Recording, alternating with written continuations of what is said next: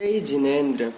आचार्य श्री 108 ज्ञान सागर महाराज की प्रेरणा से श्री स्वस्थ संवर्धन ज्ञान संसार शिक्षण शिविर में आप सभी का हार्दिक स्वागत अभिनंदन वंदन है।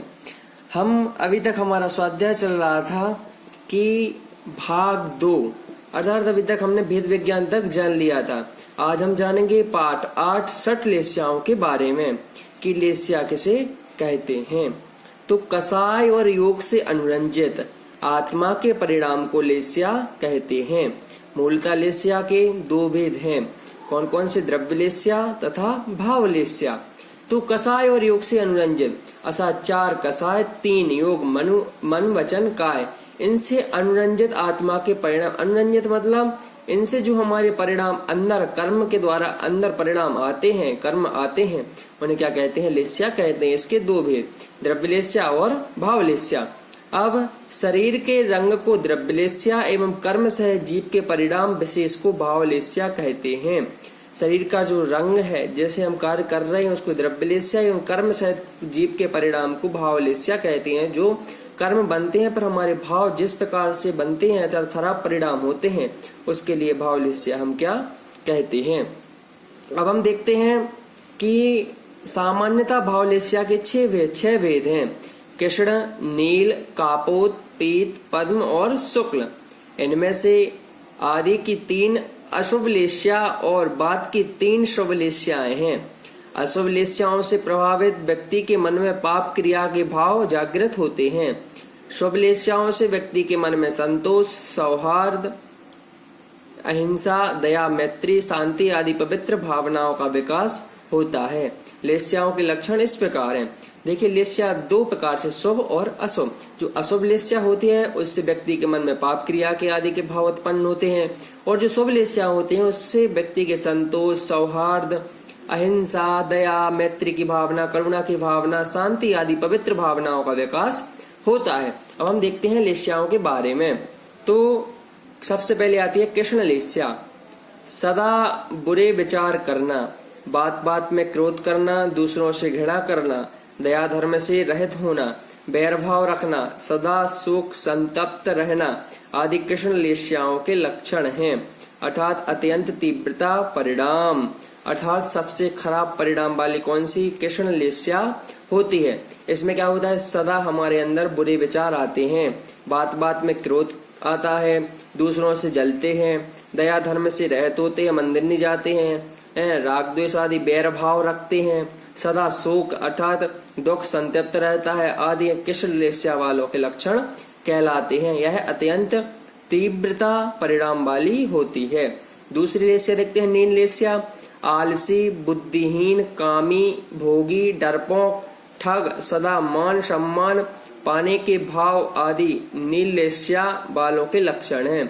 अर्थात तीव्रतम परिणाम, अर्थात जो नील लेस्या वाले होते हैं वह कैसे? आलसी, बुद्धि से हीन, कामी होते हैं, पंच इंद्रियों के विषयों में भोगी होते हैं, डरपोक होते हैं, ठगते हैं, सदा मान सम्मान पाने के लिए भाव आदि नील लेस्या वालों के लक्षण होते हैं। अर्थात यह तीव्रतम परिणाम वाले होते हैं। तीसरा देखते हैं कापोत लेस्या। परनिंदा, आत्म प्रशंसा, बात बात में नाराज होना, शोक का कुल होना आदि कापोत लेस्या वालों के लक्षण हैं। अर्थात यह तीव्र परिणाम अर्थात बैड परिणाम वाली होती है। जो कापोत लेस्या वह परनिंदा, दूसरों की निंदा करना, अपनी प्रशंसा करना, बात बात में नाराज होना, शोक का कुल होना आदि कापोत लेस्या वालों के लक्षण होते हैं। अगर ऐसा चीज हम करते हैं तो हम अपने में क्या लगा सकते हैं कि हम कौन सी लेस्या वाले होते हैं। अब आती है चौथी पीत लेस्या। दयालु, विवेकी, संतोषी, तीव्र बुद्धिमान होना, सबसे प्रेम करना आदि पीत लेस्या वालों के लक्षण हैं।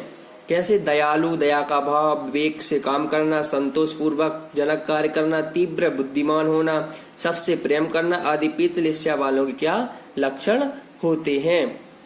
अब हम देखते हैं यह कैसी रहती है। यह लेस्या मंद अथवा मंद परिणाम वाली होती है। अब हम अच्छे से इसके लिए देखते हैं दूसरा कि पद्म लेस्या। अब पद्म लेस्या क्या कहलाती है? सदा प्रसन्न रहना, सदा प्रसन्न रहना, सदा परोपकार करना, देव पूजा, दान आदि करना, त्याग के भाव रखना आदि पद्मलेस्या वालों के लक्षण मंदतर अथवा बेटर होते हैं। जो पद्मलेस्या वाले हैं वह सदा प्रसन्न रहते हैं, सदा परोपकार की भावना करते हैं, देव पूजा दान आदि करते हैं। श्रावक के जो छठ आवश्यक है त्याग के भाव रखना आदि पद्मलेस्या वालों के लक्षण होते हैं। अब देखते हैं छठवीं शुक्ल लेस्या अर्थात सबसे अच्छी लेस्या। राग द्वेष से रहित होना, किसी से बैर भाव नहीं करना, प्राणी मात्र के प्रति स्नेह रखना, उसके भाव रखना, शोक निंदा आदि से रहित होना शुक्ल लेस्या वालों के लक्षण होते हैं। अर्थात यह मंदतम अथवा बेस्ट परिणाम वाली होती है। इसमें थोड़े से ही क्या मंद वगैरह इससे प्राप्त होते रहते हैं। आइए अब हम सभी लोग इन लेस्याओं को अच्छी तरह से उदाहरण के माध्यम से क्या समझते हैं कि सबसे पहले, क्योंकि लेस्या शुरू की 3 केशर नील कापोत या खराब लेस्या होती हैं और लास्ट की 3 पीत पद्म शुक्ल या शुभ लेस्याएं अच्छी लेस्याएं होती हैं। अब इनके उदाहरण के माध्यम से हम क्या समझ लेते हैं। देखो, लेस्या के स्वरूप को समझने के लिए एक उदाहरण प्रचलित है। 6 मित्र एक बगीचे में गए। जो 6 मित्र थे वह एक बगीचे में गए। वहां उन्होंने आम से लदा हुआ वृक्ष देखा। पहला मित्र बोला, चलो इस वृक्ष को उखाड़ डालें और पेट भर आम खाएं। यह कौन सी लेस्या वाला हो गया? कौन सी? कृष्ण लेस्या वाला हो गया यह व्यक्ति कि उसने क्या कहा, चलो आम खाते हैं, लदा हुआ वृक्ष है। तो वह बोला, चलो इस वृक्ष को उखाड़ डालें और पेट भर के क्या आम खाएं। दूसरा मित्र बोला, वृक्षों को उखाड़ने से क्या प्रयोजन, केवल बड़ी बड़ी शाखाओं को काटने से ही हमारा काम हो जाएगा। तो यह कौन सी लेस्या वालों के परिणाम हो गए? कृष्ण नील वालों के। अब तीसरे ने कहा, यह भी उचित नहीं है, यह अच्छा नहीं है, हमारा काम तो छोटी छोटी टहनियों के काटने से ही हो जाएगा। यह कौन सी लेस्या वालों का मन होगा? कृष्ण नील कापोत वालों का। अब चौथे मित्र ने कहा कि टहनियों को तोड़ने से क्या लाभ, केवल गुच्छों को तोड़ना ही पर्याप्त है। यह कौन सी लेस्या का भाव हो गया? कृष्ण नील कापोत पीत वाले का। उसने कहा कि हम टहनियों के केवल छोटे छोटे गुच्छे तोड़ लेंगे। पांचवा मित्र बोला, हमें गुच्छों से क्या प्रयोजन, केवल पके हुए फल तोड़ लेना ही अच्छा है।